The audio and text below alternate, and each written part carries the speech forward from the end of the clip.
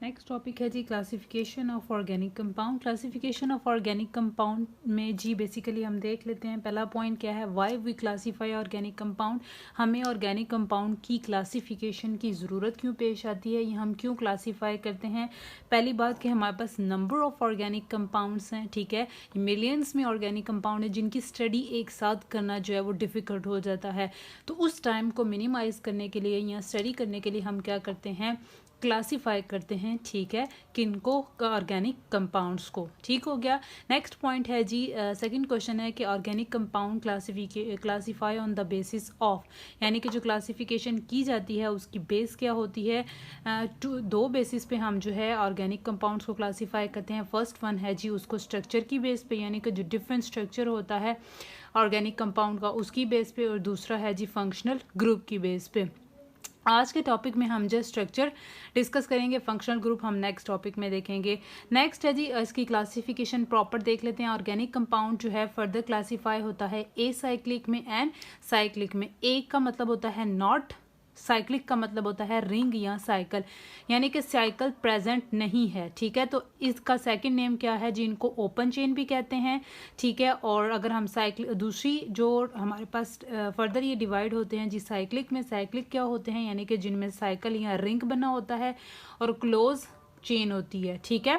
अच्छा, अब a cyclic को डिटेल से देख लेते हैं। ए साइक्लिक क्या है, ए साइक्लिक का दूसरा नाम है जी एलिफेटिक। एलिफेटिक क्यों कहते हैं, ग्रीक वर्ड से डिराइव करते हैं जो कि है एलिफर। एलिफर क्यों कहते हैं, क्योंकि जो हमारे पास ये जो ऑर्गेनिक कंपाउंड थे ये बहुत पहले प्रीवियस ईयर्स की बात है कि पहले जो है ये ऑर्गेनिक कंपाउंड जो है वो फैट से डिराइव किए जाते थे, इसी वजह से जो है इसको क्या कहते हैं जी एलिफर, और एलिफर का मतलब क्या होता है, फैट।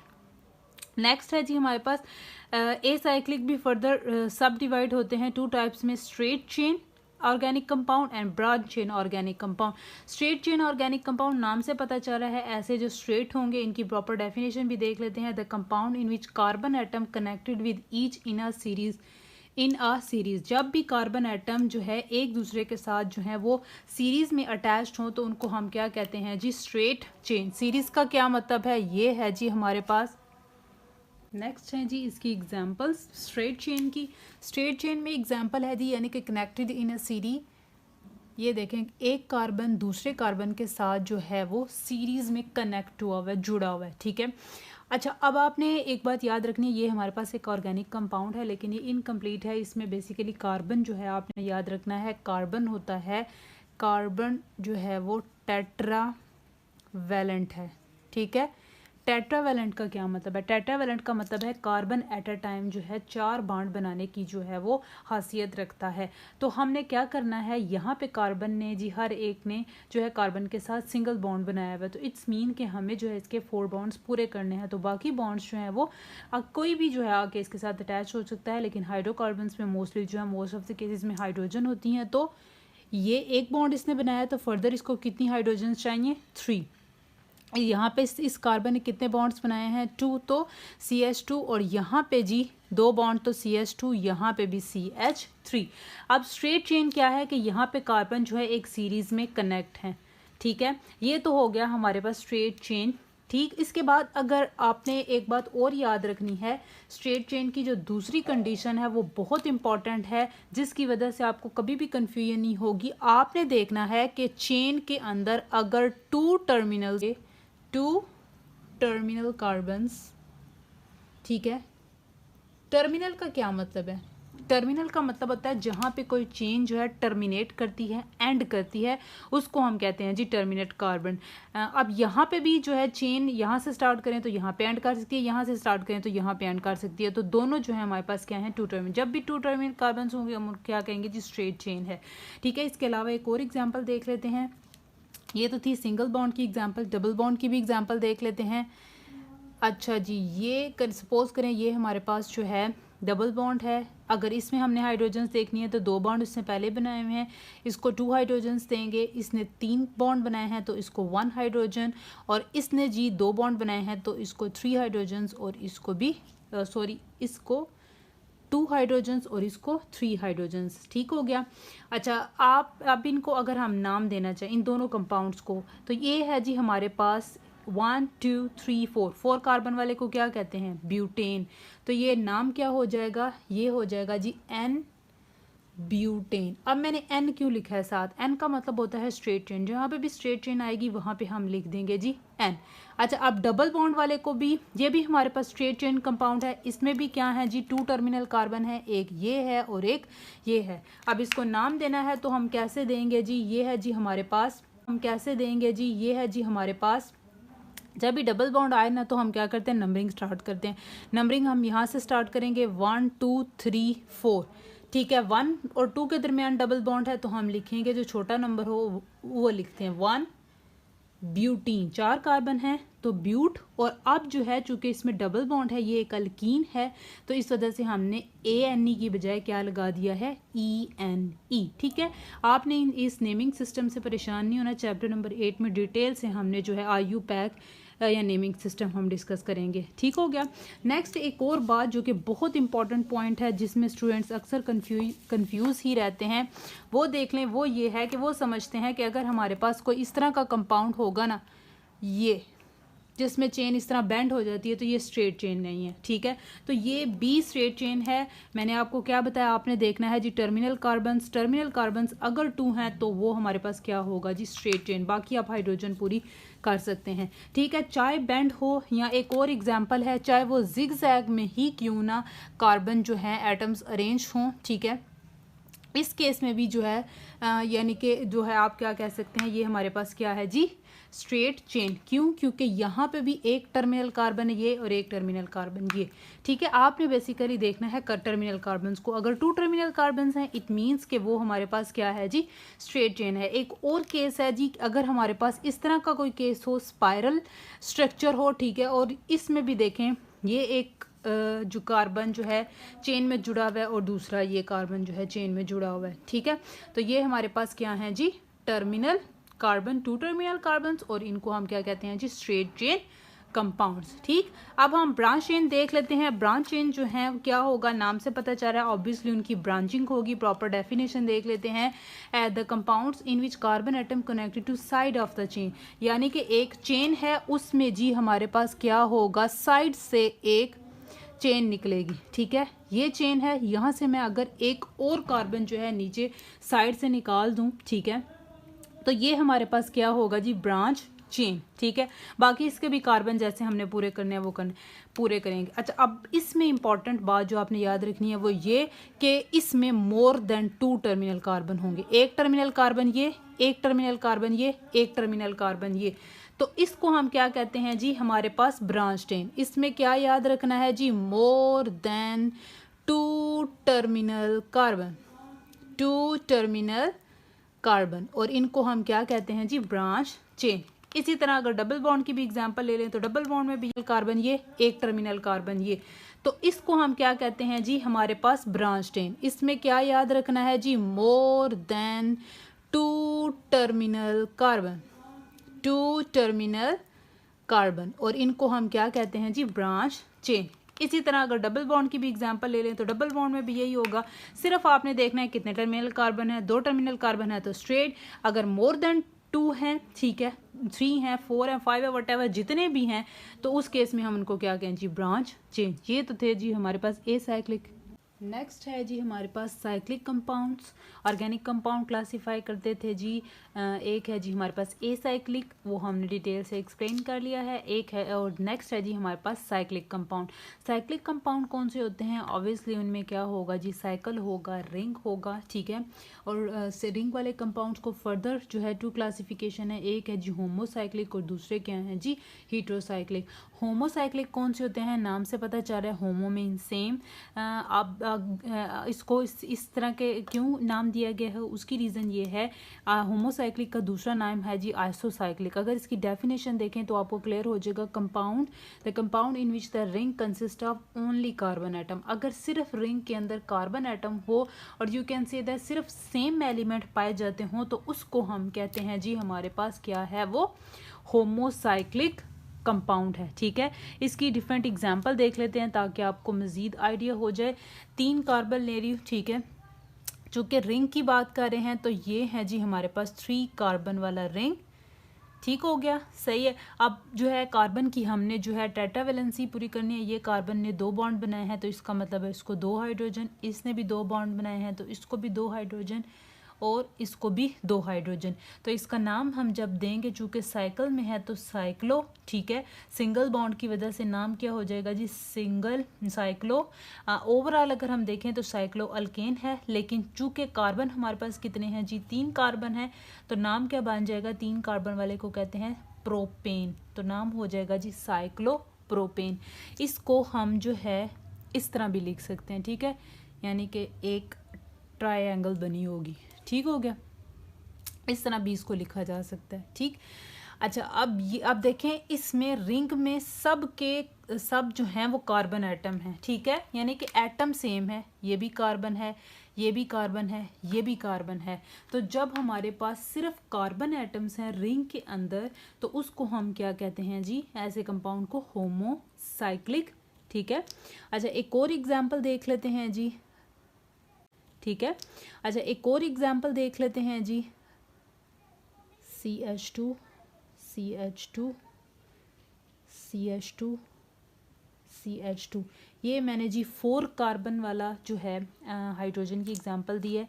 रिंग के अंदर जो है ये देखें, ये कार्बन, ये कार्बन, ये कार्बन, ये कार्बन, बाकी ये जो हाइड्रोजन्स हैं ये बेसिकली क्या करती हैं, ये इसकी वैलेंसी पूरी करने के लिए हैं, ठीक है। लेकिन रिंग के अंदर मेनली जो रिंग के अंदर है वो कार्बन है, बाकी जो हैं इस कार्बन के साथ फर्दर हाइड्रोजन्स अटैच्ड हैं, तो इसका नाम भी क्या होगा, साइक्लो ब्यूटेन। क्यों, क्योंकि इसमें 4 कार्बन हैं। और अगर इसको हम दूसरी तरह देखें तो इस तरह भी आप इसको लिख सकते हैं, ठीक है, इस तरह भी इसको रिप्रेजेंट कर सकते हैं। ये शो करता है कि इसमें CH2 CH2 CH2 CH2। Next है जी हमारे पास साइक्लोब्यूटेन। इसी तरह अगर 5 कार्बन जो हैं सेम कार्बन अरेंज हों तो उनको हम कहते हैं जी साइक्लोपेंटेन। सबको 2-2 हाइड्रोजन्स दे देंगे क्योंकि कार्बन ने मैक्सिमम 2 बॉन्ड्स बनाए हैं, ठीक है। तो ये हमारे पास क्या हो जाएगा, और अगर इस नाम क्या है जी, साइक्लो, 5 कार्बन के लिए नाम होता है जी साइक्लोपेंटेन, और इसके लिए जो हम शेप ड्रॉ करेंगे वो कुछ इस तरह होगी, ठीक हो गया।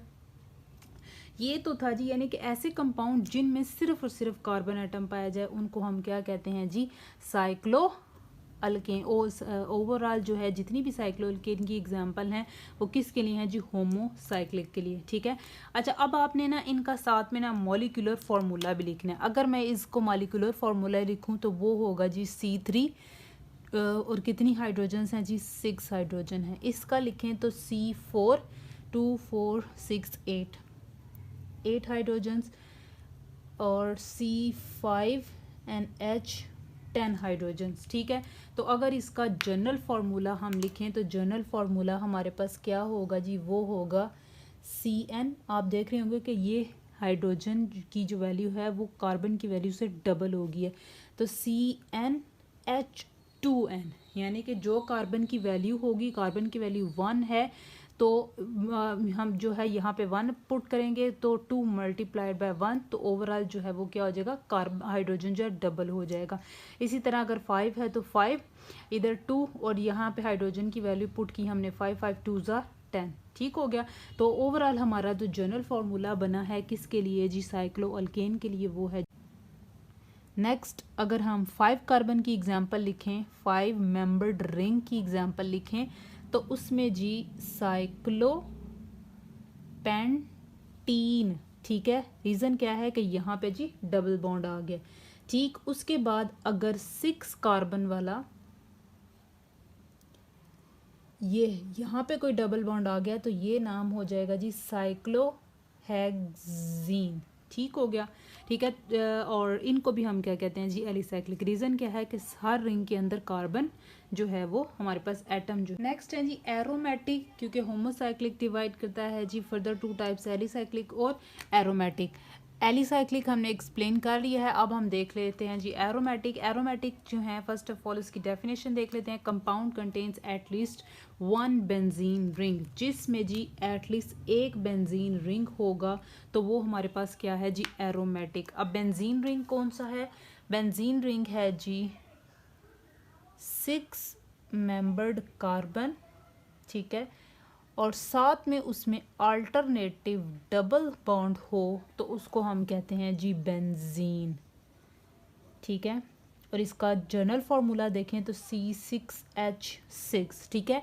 और अगर इसी को मैं ओपन करके लिखूं इस स्ट्रक्चर को तो ये कार्बन, ये कार्बन, ये, ठीक हो गया, सही है। और यहाँ पे डबल बॉन्ड, यहाँ पे डबल बॉन्ड और यहाँ पे डबल, इस कार्बन ने 3 बॉन्ड बनाए हैं, एक हाइड्रोजन, इस कार्बन ने भी एक हाइड्रोजन, इसने भी एक हाइड्रोजन, एक हाइड्रोजन, एक हाइड्रोजन, तो 6 कार्बन रिक्वायर्ड 6 हाइड्रोजन, ठीक हो गया। तो ये हमारे पास क्या है जी इसका ओपन स्ट्रक्चर बेंजीन का। ये जो बॉन्ड है ये मूव करता रहता है, यानी कि इसकी जो पोजीशन है चेंज होती रहती है रिंग के अंदर, तो इसलिए हम जो है क्या करते हैं, मूव करने की वजह से यहाँ पे एक रिंग बना देते हैं, ठीक है।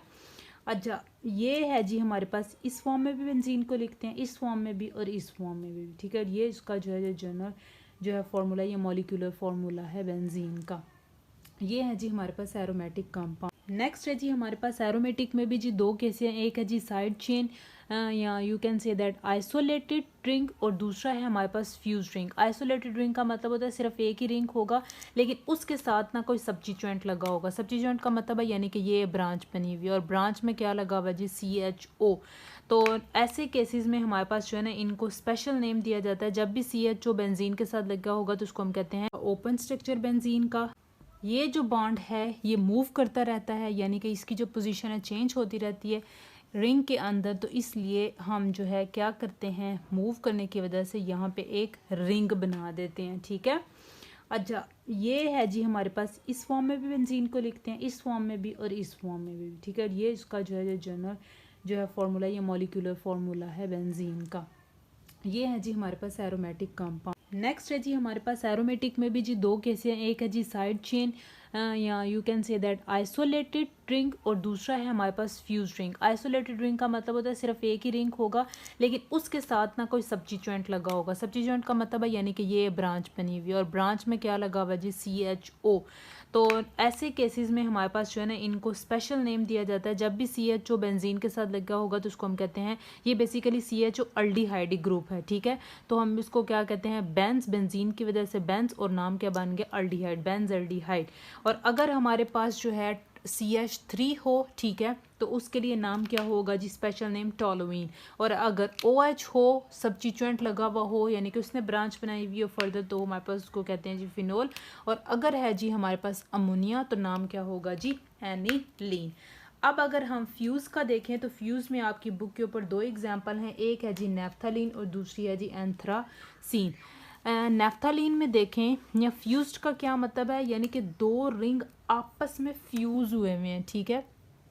यानी कि अगर मैं इसको फ्यूज रिंग को ड्रॉ करूं तो 2 बेंजीन रिंग आपस में क्या होंगे, फ्यूज्ड होंगे, ठीक है।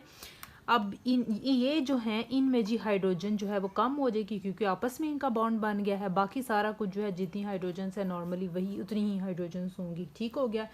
अच्छा, अब और इसको हम क्या कहते हैं, इसका नाम क्या है जी हमारे पास नेफ्थलीन, नेफ्थलीन। और अगर हमारे पास 3 जो हैं रिंग आपस में अटैच्ड हों तो उनको हम क्या कहते हैं जी एंथ्रासीन। ये है जी एंथ्रासीन, ठीक है। और एंथ्रासीन में आप देख रहे होंगे कि ये रिंग जो हैं आपस में एक दूसरे के क्या हैं जी, एक दूसरे के साथ फ्यूज हुए हैं, जुड़े हुए हैं।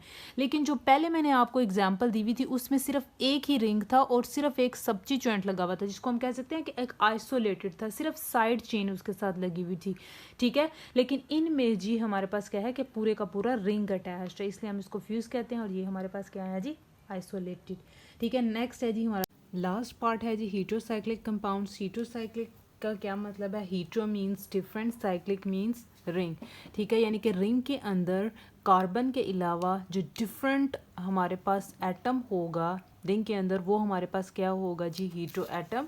और ओवरऑल उस टर्म को हम, ये जो कंपाउंड होगा उसको हम क्या कहेंगे जी? Heterocyclic compound. इसकी प्रॉपर डेफिनेशन देख लेते हैं। Ring consist of atom of more than one kind, यानी कि अगर एक किस्म से ज़्यादा अगर जो है एटम किसी रिंग के अंदर मौजूद हो तो उसको हम कहते हैं हीट्रोसाइक्लिक कंपाउंड। और उस एटम को क्या कहते हैं जो डिफरेंट होता है? Atom other than carbon in ring are called hetero atom, यानी कि कार्बन के अलावा अगर कोई और एटम जो है वो रिंग के अंदर जो है आता है तो उसमें जो है या बॉन्ड बनाएगा, तो उस केस में उस एटम को हम क्या कहेंगे जी? Hetero atom. एग्जांपल से देख लेते हैं जी। एग्जांपल में है जी हमारे पास पिरिडीन। पिरिडीन में देखें जी, ये बाकी सारे के सारे जो एटम हैं वो सारे कार्बन के हैं, ठीक है, ये कार्बन है, ये कार्बन है, ये भी कार्बन है, ये भी कार्बन है, ये 6 मेंबर्ड है पिरिडीन, ठीक है। 5 कार्बन है और एक जो है, ठीक है, एक जो एटम है वो नाइट्रोजन का, जो कि डिफरेंट है। तो इस तरह के जो कंपाउंड्स होते हैं जिसमें बाकी सारे एटम तो सेम हो लेकिन सिर्फ एक एटम डिफरेंट हो, उसको हम क्या कहते हैं जी? हीट्रो। उस एटम को हम हीट्रो एटम कहते हैं और उस कंपाउंड को हम क्या कहते हैं जी? हीट्रोसाइक्लिक कंपाउंड, ठीक है। और नेक्स्ट है जी फ्यूरान। फ्यूरान जो है 5 मेंबर्ड रिंग है, इन सब में जी कार्बन प्रेजेंट होगा और यहाँ पे जो हीट्रो एटम है वो ऑक्सीजन है। अगर हम पायरोल की बात करें तो पायरोल में भी 5 मेंबर्ड रिंग है और इसमें जो हीट्रो एटम है वो नाइट्रोजन है। नेक्स्ट है जी थायोफीन। थायोफीन भी 5 मेंबर्ड रिंग है, इसमें जो हीट्रो एटम या डिफरेंट एटम है वो है जी सल्फ़र। आपने याद रखना है कि जहाँ पे भी सल्फ़र आए उसके लिए हम थायो का वर्ड यूज़ करते हैं मोस्टली, ठीक है, तो इसलिए जो है इसका नाम क्या बन गया? थायोफीन। और ऑक्सीजन के लिए याद रखना है आपने फ्यूरॉन। अच्छा जी, अगर 6 मेंबर्ड हो और नाइट्रोजन हो तो पिरिडीन, और अगर 5 मेंबर्ड हो और नाइट्रोजन हो हाइड्रोजन हो तो पायरोल, ठीक है। ये तो थे जी हीट्रोसाइक्लिक कंपाउंड।